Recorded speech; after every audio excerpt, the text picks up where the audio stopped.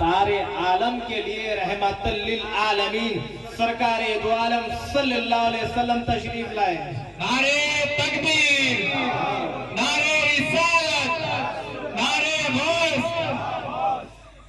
बोलने का मकसद देखिए, समझिए।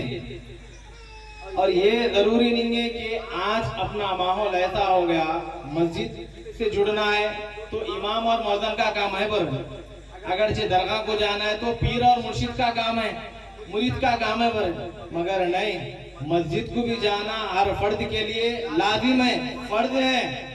औलिया अल्लाह के पास इस वजह से आया जाता है कि अपने ईमान में ताजगी पैदा करें।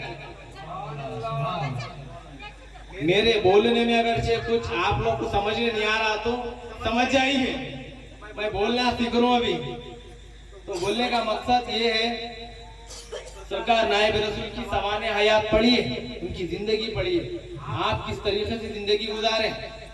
सरकार 250 साल हो गया, आज भी उनका जश्न मना रहे। अपने घर में अगरचे कोई बुजुर्ग का इंतकाल हो गया तो बरसी की तारीख याद नहीं रहती। 250 साल के बाद भी सरकार का फैजान जारी है। औलिया अल्लाह किस तरीके से जिंदगी गुजारे। मेन मकसद, जहाँ औलिया अल्लाह है वहाँ अल्लाह दूर नहीं है, जहाँ अल्लाह है वहाँ औलिया अल्लाह दूर नहीं है। समझना जरूरी है। आज अपना मामला ऐसा हो गया, जब तकलीफ आई, जब सरकार अम्मा जान नायब रसूल याद कर दे, जैसा तकलीफ होती खत्म भूल जाते हैं। बंदे का मामला ऐसी चीज है, जैसा तकलीफ आती तहज्जुद पढ़ना शुरू करता, इश्राक पढ़ना शुरू करता, रोजा ज़कात खैर खैरात हर चीज में लगा हुआ था। जैसा उसकी तकलीफ कम होती खत्म, उसकी कुदरत की तरफ जाना भी पसंद नहीं करते। हय्या अलस सलाह हय्या अलल फलाह अपने कानों में सुने आते रहती। हम क्या समझते मालूम, वो मस्जिद के 4 मुसल्लियों के हाथ बुला रहे मौज़न साहब, हमारे को तो बुला रहे नहीं, हमारे को कब बुलाते, या एक्सीडेंट हुआ, या खर्दे में मुब्तला है, या किसी को कुछ परेशानी आ गई। जब इंसान अल्लाह की बारगाह में ऐसा रुजू होता, अपने गुनाहों से दिल को मोम कर लेता, तड़प के। एक छोटा बच्चा अपने वालिद से वालदा से कुछ चीज मांगता, कैसा रो रो के मांगता। जब अपने पे मुसीबत आती अपन रोते न रोते। और सबसे बड़ी बदतरीन बात ये है, अल्लाह ताला ये फरमा रहा, अगरचे मैं किसी से नाराज हो जाऊंगा, ना उसकी दौलत खींचूंगा, ना उसकी इज्जत खींचूंगा, ना उसकी रुतबा खींचूंगा, ना उसकी सेहत खींचूंगा, ऐसी चीज खींचूंगा, वो चीज उसकी सजदे की तौफीक है,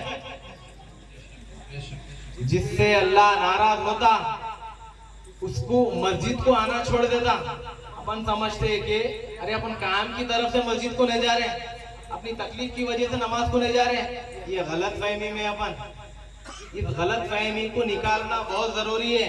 इंसान के लिए सांस का एक ही लम्हा काफी है। एक लम्हे में आपकी जिंदगी आबाद है, एक लम्हे में आपकी जिंदगी दोज़ख है।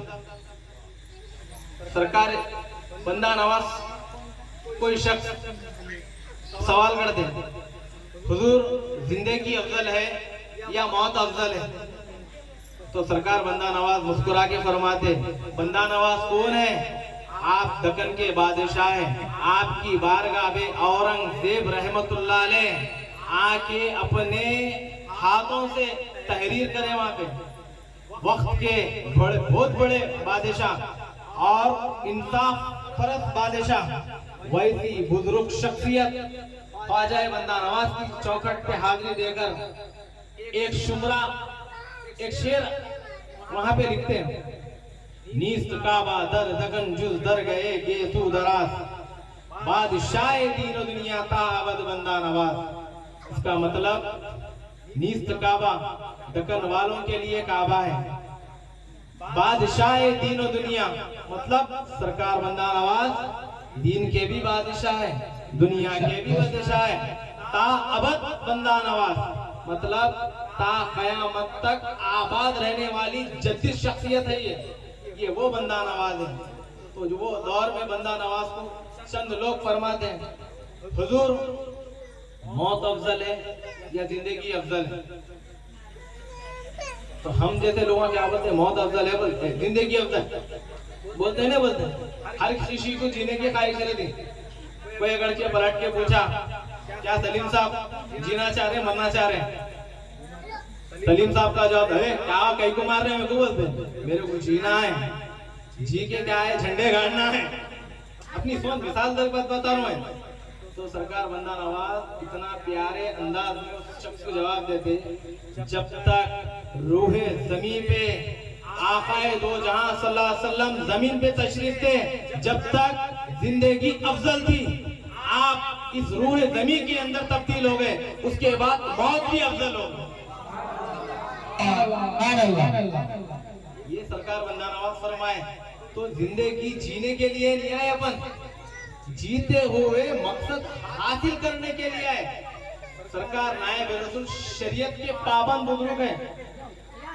तमाम औलिया अल्लाह अपनी अपनी जगह बहुत बड़े हैं, मगर बिलखुसूस हमारे पीर मुर्शिद फरमाते थे